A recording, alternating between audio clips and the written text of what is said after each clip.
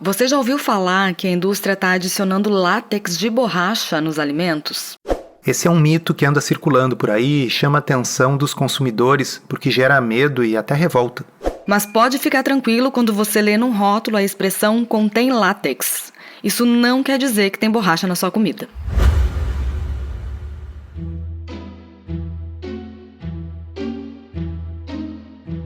Comida sem filtro.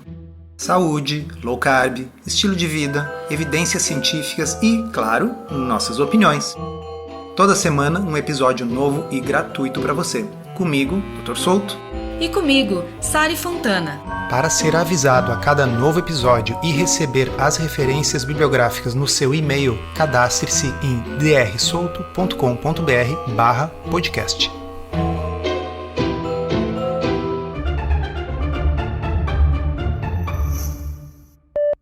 Hoje em dia, que a gente usa tantos produtos de origem sintética, oriundos do petróleo, muitas pessoas talvez se surpreendam que boa parte das borrachas que se utilizam tem origem natural, do látex, que é extraído da seringueira. E o látex, ele tem uma série de propriedades que torna ele um material muito versátil. O tipo de resistência, elasticidade e delicadeza que ele, por exemplo, confere às luvas cirúrgicas é inimitável até hoje com outros tipos de polímeros sintéticos. E o látex também tem diversas aplicações industriais. Quando a gente pensa na área de alimentos, a gente encontra látex revestindo desde esteiras que transportam os alimentos nos equipamentos, até como componente de colas usadas para selagem e também das embalagens e suas superfícies de revestimento.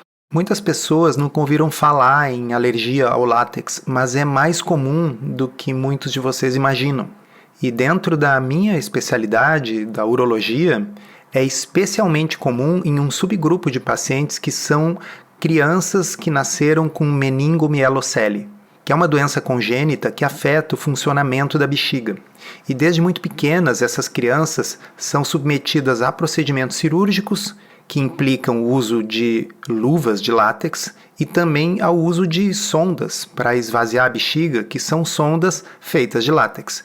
Nessa população, a incidência de alergia ao látex chega a 30% a 50%, o que significa que os hospitais pediátricos que atendem a esse grupo e também a outros pacientes que têm um risco aumentado de alergia ao látex têm salas cirúrgicas inteiras dedicadas ao atendimento látex-free. Isso é, dentro daquela sala não se usa nada de látex, nem luva, nem catéteres, nem nenhuma tubulação do equipamento anestésico, nada disso pode conter látex. Então sim, a alergia ao látex não é assim um pequeno detalhe e é uma coisa relativamente frequente. E na população em geral, pessoas que não têm nenhuma condição médica específica, em torno de 2% das pessoas têm alergia ao látex. Não necessariamente uma alergia severa. Essa alergia severa, a anafilaxia, aquela que pode levar à morte, ela é mais rara, mas mais rara é um caso em cada 20 a 40 mil pessoas. É raro, mas se você imaginar milhões de pessoas consumindo produtos, é muita gente. E é justamente por isso que no Brasil foi incluído o látex como uma substância alergênica, cuja declaração é obrigatória nos alimentos. Não só o látex, existem vários outros alergênicos, como oleaginosas, amendoim, castanhas, nozes, por exemplo. Tem gente que é alérgico a ovo, tem gente que é alérgico ao leite, ao trigo, soja, amendoim, castanhas, peixes, crustáceos, enfim, é uma lista enorme de alimentos que podem causar alergia e reação severa em algumas pessoas. Mas não é porque algumas pessoas são alérgicas que significa que esses alergênicos são perigosos para todo mundo. Isso precisa ficar bem claro. Para quem não tem alergia, não tem problema nenhum ingerir esses alimentos que causam alergia em algumas pessoas. Vamos pegar um dos exemplos mais conhecidos, que é o amendoim. Acho que a maioria das pessoas já ouviu falar ou até conhece algum caso de alguma criança que tem uma alergia severa ao amendoim, que o consumo de pequenas quantidades pode provocar uma reação muito grave, com fechamento da glote, né? Quer dizer, a pessoa não consegue respirar e pode até morrer se não receber uma injeção de adrenalina nos próximos minutos. E, no entanto, a maioria de nós pode consumir amendoim sem nenhum problema.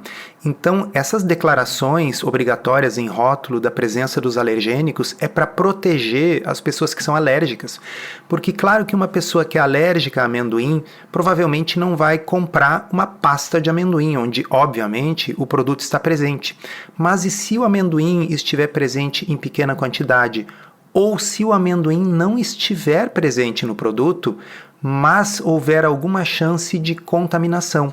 Sari, como é que funciona essa questão da contaminação? Você que trabalhou bastante com a produção de chocolates, por exemplo. Nas indústrias em que eu trabalhei, alergênico sempre foi um assunto muito levado a sério, justamente porque ele tem o potencial de levar pessoas à morte. E seguindo nesse exemplo do amendoim, ele é muito utilizado nas indústrias de chocolate porque é uma combinação que funciona bem e que a maioria das pessoas gosta.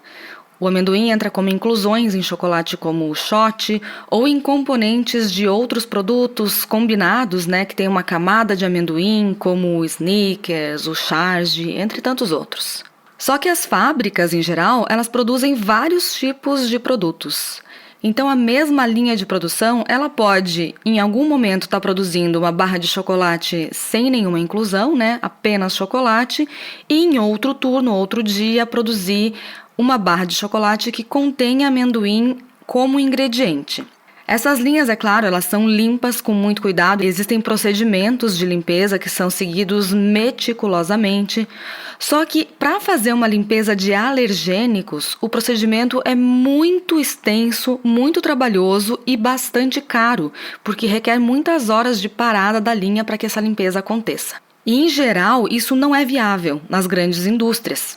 E é por isso que se faz a limpeza padrão, não a limpeza de alergênicos, né? Que é uma limpeza, gente, não entendam como uma limpeza mal feita, tá? Não é disso que eu tô falando. É apenas um outro procedimento que não requer testes de contaminação para os alergênicos. Em outras palavras, é limpo pra caramba, mas não dá para garantir 100% que não tem uma pequena quantidade de amendoim residual que ficou ali, que é absolutamente irrelevante para a grande maioria das pessoas, mas que pode ser um problemão para quem tem alergia ao amendoim. Nós estamos falando do amendoim, mas podíamos estar falando do glúten também. E limpeza de alergênico é uma coisa muito complicada, como eu estava explicando para vocês, e na prática ela raramente é feita. Quando uma empresa quer declarar, no caso no chocolate, que é livre de amendoim, essa fábrica inteira não pode receber amendoim, não pode ter nenhum utensílio compartilhado, nada, absolutamente nada, nem uma espátula, nem as pessoas que circulam de uma área que tem amendoim manipulam esse ingrediente, elas podem entrar na área sem amendoim e continuar trabalhando. Então, isso requer uma fábrica separada. E o mesmo se aplica à questão do glúten que eu mencionei há pouco.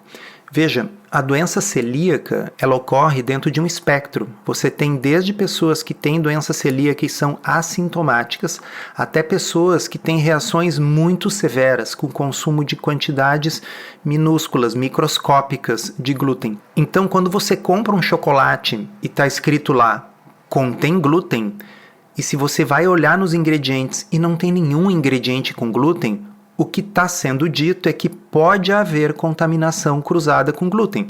Porque, como a Sari explicou, na mesma fábrica que faz aquela barra de chocolate 80% que não tem farinha de trigo nem nada assim, na mesma fábrica é feito, por exemplo, um bombom que tem um wafer que é a base de trigo. É feito toda a limpeza, mas não dá para garantir que não tem um pouquinho de glúten que tenha ficado no equipamento, na esteira, enfim. E por isso é mais prático, na dúvida, declarar contém glúten. Então, se você não é celíaco, mas simplesmente você evita consumir glúten, porque quando você consome glúten, isso dá algum desconforto gastrointestinal, por exemplo, aí vale dar uma olhada nos ingredientes. E se os ingredientes são cacau, açúcar, leite, mas não tem ali farinha de trigo, aveia, centeio, cevada, enfim, se não tem nada que pudesse conter glúten, para você não é um problema. Aquele aviso está ali pela possibilidade de contaminação cruzada, uma vez que aquela fábrica também manipula produtos com glúten. E além da contaminação cruzada dentro da fábrica, as grandes indústrias também controlam a origem e a declaração de alergênicos de cada um dos ingredientes utilizados. Porque mesmo que aquela fábrica não manipule nada que tenha o alergênico em questão, se algum dos ingredientes usados na fábrica tiver uma contaminação lá na sua fábrica, ele também carrega consigo a declaração contém glúten e essa fábrica não pode utilizar o ingrediente. Isso acontece muito com oleaginosas. Você pode estar consumindo um chocolate com avelã e olhar lá na lista de alergênicos, contém amendoim. E aí você pode ficar confuso, mas como assim contém amendoim se... Aqui está escrito só chocolate e avelã. Provavelmente é porque esse avelã, da onde ele vem, também compartilha as instalações com a manipulação de outras oleaginosas, como o amendoim. Mas Sari, e por que afinal estão colocando borracha dentro do chocolate das pessoas? A gente falou desses alergênicos mais conhecidos para poder então chegar no látex, né? Compartilharam comigo um vídeo de uma pessoa sensacionalista fazendo assim uma acusação às empresas de chocolate por estarem potencialmente adicionando látex borracha nos produtos. E é incrível, né? A capacidade de disseminar desinformação e causar confusão no consumidor por coisas que não fazem o menor sentido. Eu fico com vergonha alheia quando eu vejo uma pessoa admitindo publicamente a total ignorância sobre um assunto. Como a gente falou lá no início, o látex é uma substância muito versátil que é utilizada pela indústria em várias etapas do processo de fabricação e como revestimento de vários itens. E por causa das pessoas que são alérgicas a ele, felizmente foi incluída na lista de alergênicos essa substância que passou a ser declarada pelas indústrias que utilizam essa substância em alguma parte do seu processo ou na fábrica. Luvas de látex são usadas, às vezes, pelos operadores das fábricas para manipular um produto. Então, esse simples contato da luva com o alimento pode desencadear uma reação aos alérgicos. Então, em resumo, a gente espera ter esclarecido para vocês que a declaração de alergênicos não significa necessariamente que aquele alergênico é um dos componentes da receita do produto. Uma coisa é lista de ingredientes. Ali você vai ver todos os ingredientes que são usados diretamente na receita. A lista de alergênicos vem em seguida. Então, ela é uma informação complementar à lista de ingredientes. E lá sim vão aparecer todos esses alergênicos presentes, tanto no processo de fabricação, quanto aqueles que estão declarados em cada um dos ingredientes que fazem parte da receita. Mas lembrem sempre que são coisas diferentes. Uma é a lista de ingredientes e outra é a lista de alergênicos. Não dá para misturar tudo e fazer uma grande salada e pensar que a indústria está colocando coisas que não está dentro da sua receita. Como vocês sabem, eu gosto muito de podcast, mas o que eu gosto mesmo é de escrever. Tanto que eu lancei o meu livro em 2023, Uma Dieta Além da Moda, mas esse processo de escrever o livro fez com que eu tivesse que deixar o meu blog um pouco em segundo plano. E uma forma que eu encontrei de retomar a constância nas publicações do blog foi criar uma área de membros do blog Ciência Low Carb.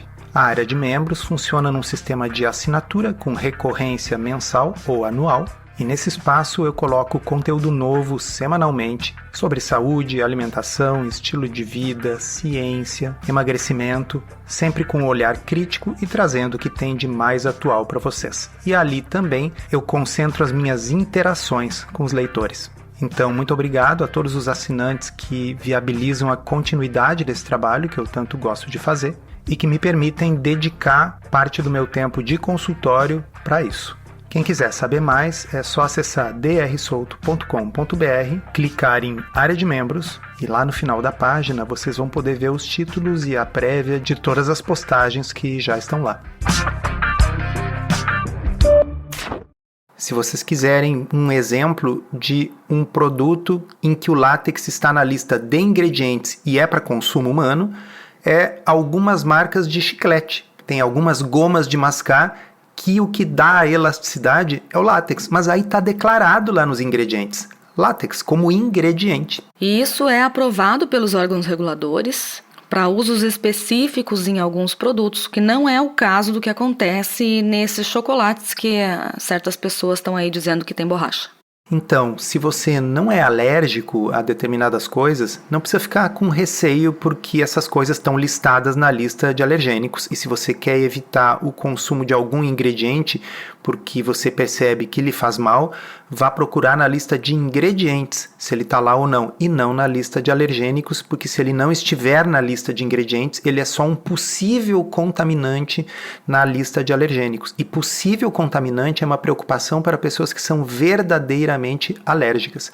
E por outro lado, se você é alérgico, preste atenção na lista de ingredientes e dê graças a Deus que no Brasil nós temos uma legislação que se preocupa com isso e que obriga a listagem dos alergênicos, mesmo que a contaminação seja apenas potencial. Um último recado aos alérgicos: muito cuidado com os rótulos e os produtos de empresas pequenas, de empresas artesanais. Como esse controle é muito complicado, é muito rigoroso, eu infelizmente já tive a oportunidade de conversar com produtores de empresas pequenas que não tomam nenhum desses cuidados.